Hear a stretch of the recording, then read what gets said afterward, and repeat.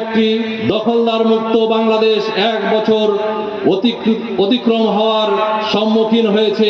এইরকম একটি সুন্দর বাংলাদেশকে আগামী দিনে আমরা কোনো ফ্যাসিস্টের দখলদারে বাংলাদেশকে পরিণত হতে দিব না। যে ফ্যাসিস্ট পালিয়ে গিয়েছে, সেই ফ্যাসিস্ট পালিয়ে যাওয়ার পরে নতুন করে আর কোনো ফ্যাসিস্ট, নতুন করে আর কোনো স্বৈরাচার তৈরি হতে দেওয়া হবে না। যে বাংলার জমিনে ছাত্র সমাজের রক্ত ঝরেছে, যে বাংলার জমিনে ছাত্র সমাজের রক্ত দিয়ে রঞ্জিত হয়েছে, ছাত্র সমাজের যে আকাঙ্ক্ষা ছিল বৈষম্য মুক্ত বাংলাদেশ গড়ার, সেই বাংলাদেশ আর কখনো কোনো ফ্যাসিস্ট দিয়ে পরিচালিত হতে দেওয়া হবে না। এই জন্য আমাদেরকে ঐক্যবদ্ধ থাকতে হবে। আমরা যতই বক্তব্য বিবৃতি দিই, আর যদি ঐক্যবদ্ধ না থাকি কাজ হবে ভাই? এই জন্য আমাদেরকে ঐক্যবদ্ধ থাকতে হবে, সাথে সাথে মাঠে থাকতে হবে। সামনে নির্বাচন আসছে, সেই নির্বাচনে আমরা জামাত ইসলামী সক্রিয়ভাবে অংশগ্রহণ করতে চাই। একটা কথা বলেন তো, সম্মান দেওয়ার মালিক কে? আল্লাহ রাব্বুল আলামিন।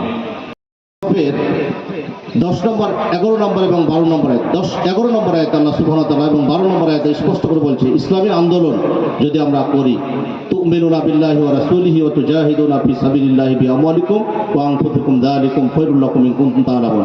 আল্লাহ সুবহানাহু ওয়া তাআলা বলছেন, দুইটি কাজ যদি তোমরা করো, একটা হচ্ছে ঈমান আনতে হবে আল্লাহর প্রতি এবং রাসূলের প্রতি, দ্বিতীয় নম্বর কাজ হচ্ছে মান এবং জান দিয়ে আল্লাহর পথে জিহাদ করা। এই দুইটা কাজ যদি আমরা করতে পারি, আল্লাহ সুবহানাহু ওয়া তাআলা বলছেন, ইয়াগফিরু লাকুম যুনুবাকুম ওয়া ইদখিলকুম জান্নাতিন তাজরি মিন তাহতিহা আল-আনহার ওয়া মাসাকিন তাইয়্যিবাতান ফি জান্নাতি আদ যালিকাল ফাওজুল আযীম। আল্লাহ সুবহানাহু ওয়া তাআলা স্পষ্ট করে বলছে, দিন কায়েমের আন্দোলন, ইসলামী আন্দোলন, আল্লাহর কোরআনুল কারীম এবং রাসূলের হাদিসের আন্দোলন যদি আমরা করি, আল্লাহ সুবহানাহু ওয়া তাআলা বলছে তোমাদের গুনাহ খাতা মাফ করে দেব। সুবহানাল্লাহ। থেকে বাংলাদেশের নির্যাতনের একটি অভয়ারণ্য পরিণত করেছে। সংগ্রামী জনতা, আপনারা জানেন 2010 সালের 29শে জুন বাংলাদেশে ইসলামী আন্দোলনের নেতৃত্ব দানকারী শহীদ মাওলানা মতিউর রহমান নিজামী, আলী হাসান মোহাম্মদ মুজাহিদ, মাওলানা দেলোয়ার হোসেন সাঈদী সহ বাংলাদেশে ইসলামী আন্দোলনের শীর্ষ নেতৃবৃন্দকে একের পর এক মিথ্যা অভিযোগে গ্রেফতার করা হয়েছিল।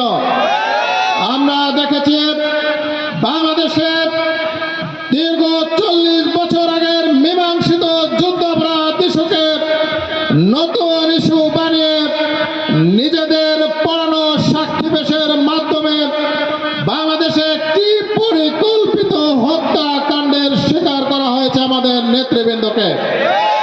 সংগ্রামী জনতা, আপনারা জানেন বাংলাদেশে যে যুদ্ধাপরাধ ট্রাইব্যুনাল গঠন করা হয়েছিল, যেই যুদ্ধাপরাধ ট্রাইব্যুনালের সাক্ষীগণ যে বক্তব্য পেশ করেছিল, সম্মানিত বিচারপতিগণ বলেছিলেন এই সমস্ত সাক্ষীগণের সাক্ষ্যকে ডাস্টবিনে ছুঁড়ে ফেলে দিতে হবে, এদের এই সাক্ষীর ভিত্তিতে একদিন সাজা দেওয়ার মতো কোনো উপাদান নেই। এমপি প্রার্থী জনাব ডক্টর মিজানুর রহমান আরো উপস্থিত আছেন। সবগুলো হচ্ছে ইব্রাহিম আলাইহিস সালামের জীবনের সাথে সম্পর্কিত। আমাদের প্রিয় নবী ইব্রাহিম আলাইহিস সালাম, তার জীবনটা পুরোটাই হচ্ছে ত্যাগের জীবন, ভোগের জীবন নয়। শিরকের বিরুদ্ধে তিনি আজীবন অবিরাম সংগ্রাম চালিয়ে গেছেন, যেই সংগ্রাম জামাত ইসলামীও চালিয়ে যাচ্ছে। ইব্রাহিম নবী আল্লাহর হুকুমে তার প্রিয়তমা স্ত্রীকে নির্জন মরু প্রান্তরে বনে জঙ্গলে রেখে আসলো।